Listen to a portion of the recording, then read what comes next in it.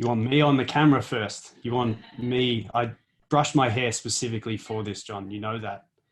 Well, I appreciate that, and it looks lovely. Like I believe the Australian term is whimsical. Is that?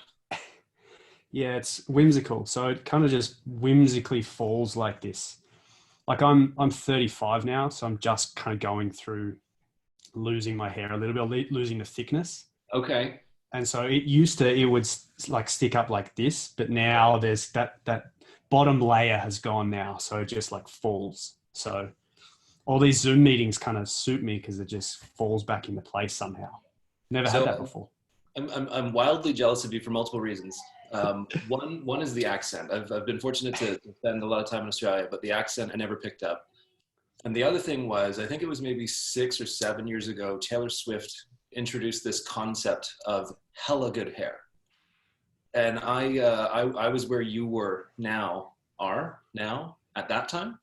And my goal at that time was, man, I wish I had hella good hair. Right. And now I'm realizing I can't even have whimsical.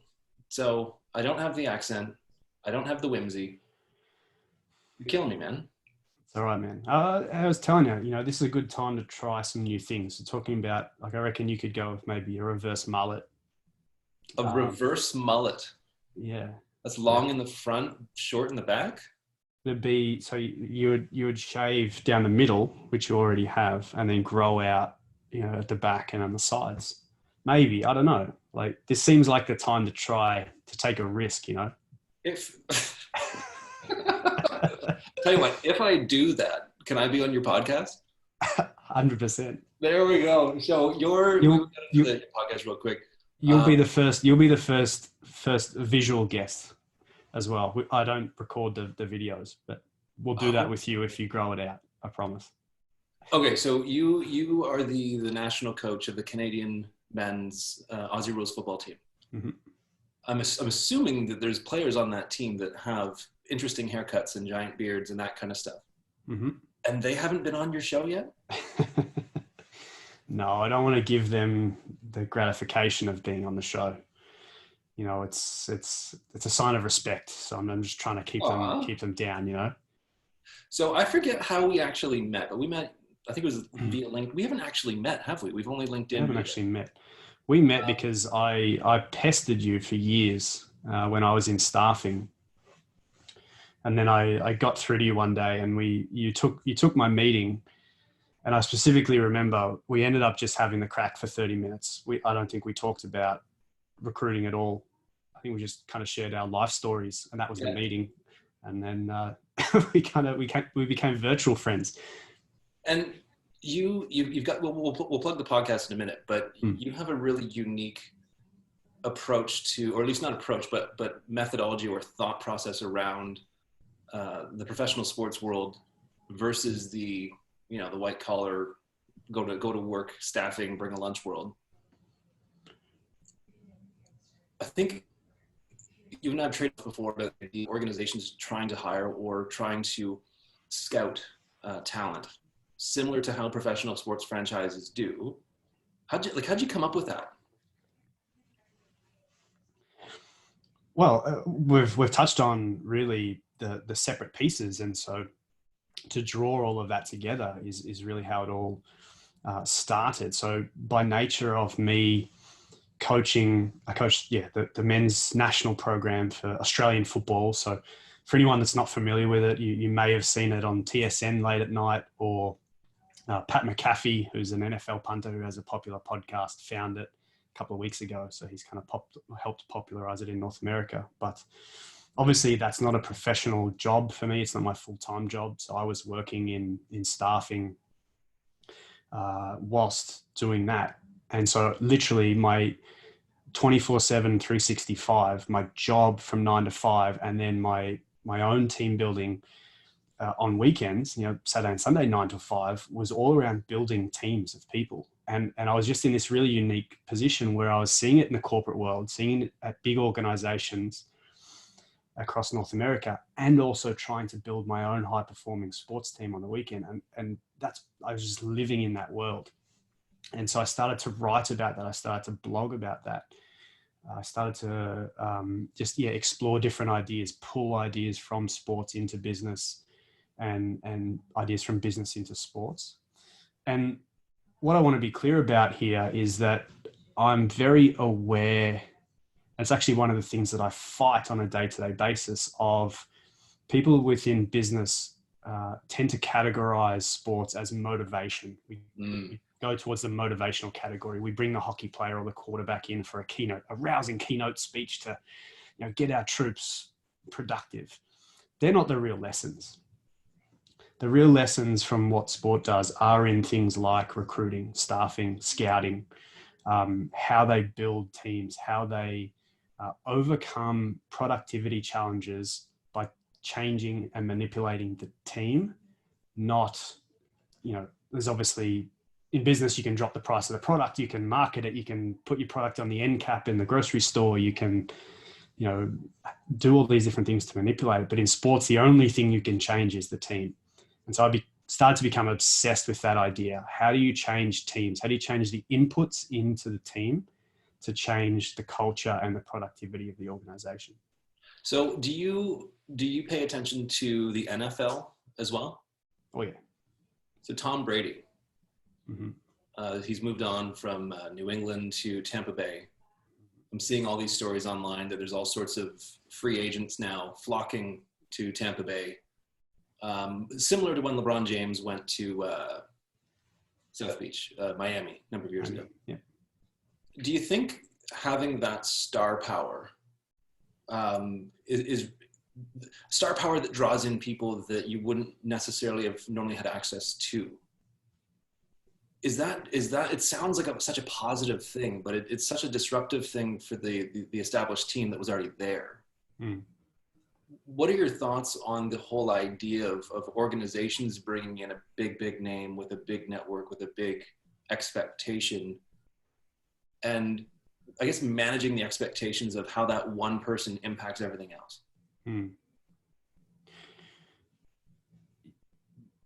That is a fascinating topic. Like there's a million books and things on this idea, and it's for me, this is where the rubber really hits the road. Is what is that cohesion? What does the cohesion look like amongst the organization? The way that I've built my program and the way that I write and advise companies or sports teams that I advise is you've got to start at the root cause, and the root cause is your culture.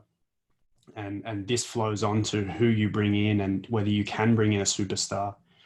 The idea around superstars is they tend to be not very self-aware, or they tend to want to kind of be a bit of a maverick and run by their own rules. And, they've sold $2 billion the year before. So when organizations bring them in, they just let them kind of go off and do their own thing and don't want to rattle the cage a little bit. But I think the thing that you need to concern yourself with is that one of our sayings in sport is that the team is bigger than the individual. And that applies to the organization as well. Like if you're trying to build an organization of sustained success, if you bring in a superstar, there needs to be a level of buy-in to that organization's principles and behaviors and values. Bringing a superstar and just letting them go and fly their own kite off on the side, that's never going to work. I've seen it on both sides of the coin, and it will never work. You'll make a bit of money, but if that's what you're really in it for, you're not going to see sustained success. So you had this mentality around organizations kind of leveraging the scouting methodology, that kind of stuff. How does a business practically implement that? Because scouting doesn't happen when you need the hire. Scouting happens far before that. Yeah. For you're writing your second book that kind of speaks, from what I understand, speaks to this whole mindset. How would you bridge the gap of the immediate need versus the long-term stability, the long-term capability, you want to draw the right people in based on the culture, the values, the mission, all that kind of stuff, both in sports and in business. But how do you make that transition from, we are reactively hiring because versus we're trying to build this culture of success, and we realize it's going to take time. Like, what advice would you give to business leaders about not just the importance of having a long-term consistent strategy, but making that shift to kind of forego some of the reactive for the long-term success? Yeah. I see so much value in it. So if we're going ahead with the assumption that the inputs to your organization, the most important input is the people. So if you bring a ton of talent into your organization and set them up for success, you expect to see XYZ results. So if we're going with that assumption, then surely applying more resources, more thought, more process, different frameworks to the process of attracting those people to your organization is really important. And so what I'm writing the book about is two things. There's, part one is going to be, let's fix the framework.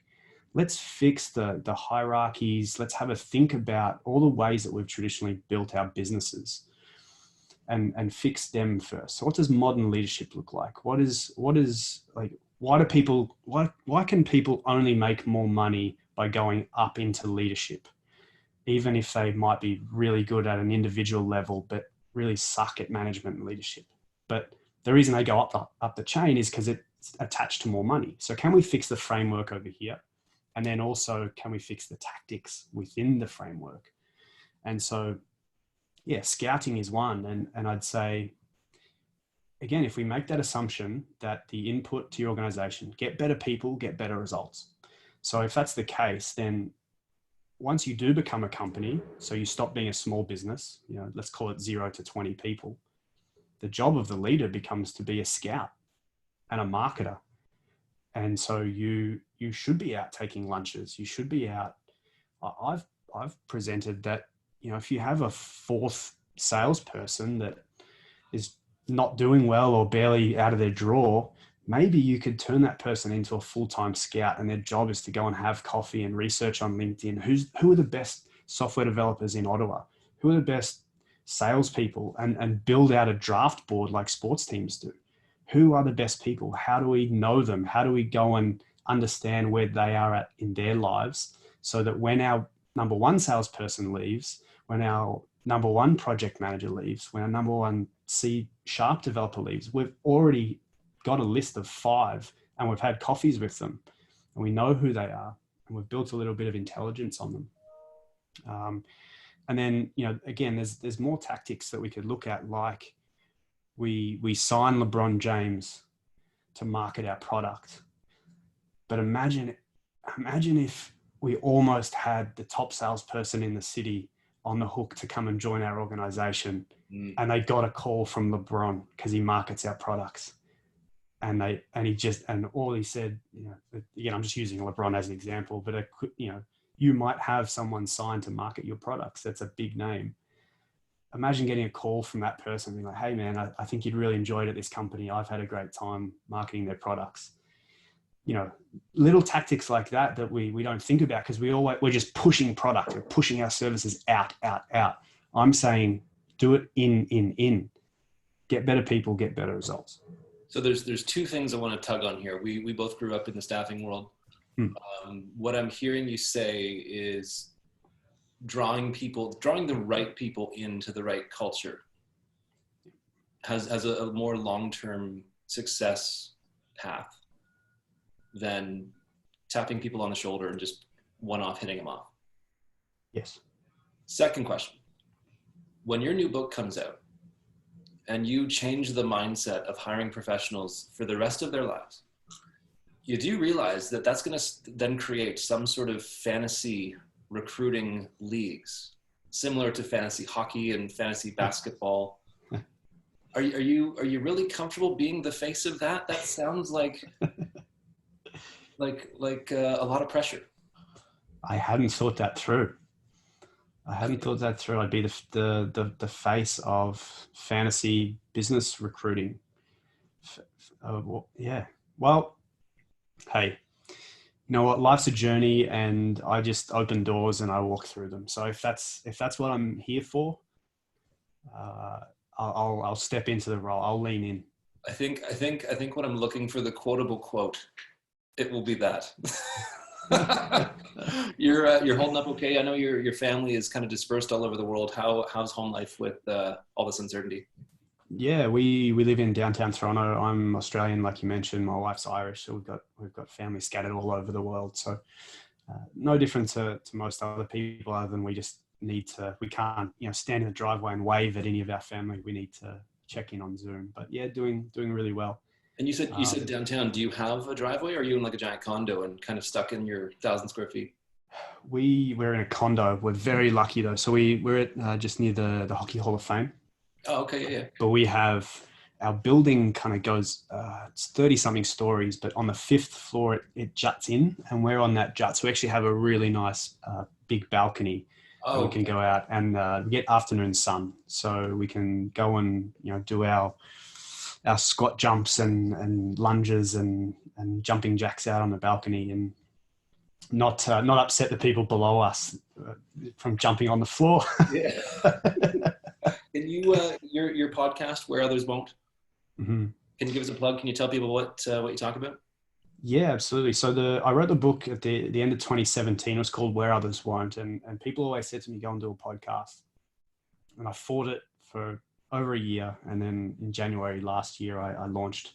It's also called Where Others Won't, and so what I did was taking that idea of sport and business coming together. I started to pair together guests that were talking about similar things or had similar experiences from sport and business and academia, paired them together. So most of the episodes have two guests on them.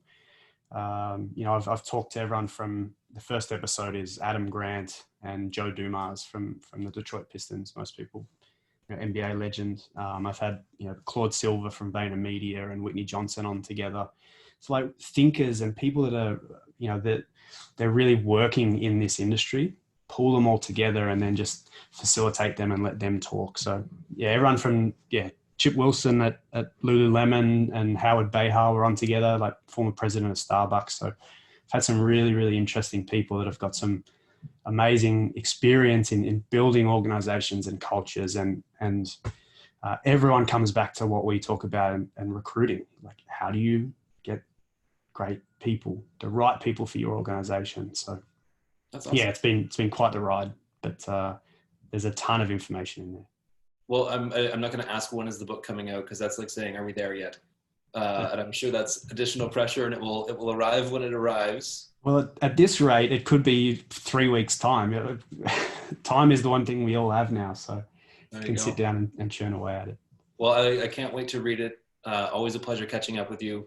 You too, man. I'll do my best to do my squat lunges so I can make an attempt to kick the footy Yes, good without one. hurting myself. However, I am quite I'm quite the wounded gazelle as it relates to impact sports, and I'm great at making excuses. So I'm not going to apply to be on the team next year, but maybe the year after that. That's all right. And hey, thank you for doing this as well. It's much needed. A little bit of fun, a little bit of knowledge sharing as well. So sure, you can make excuses for not joining my team, but thank you for doing this, because we need more of this. Oh, you're a joy. You're a pleasure. Be safe. You too, Be man. well. Thank you. Have a Thanks, great everyone. weekend and day and month, and hope the family stays safe. You too.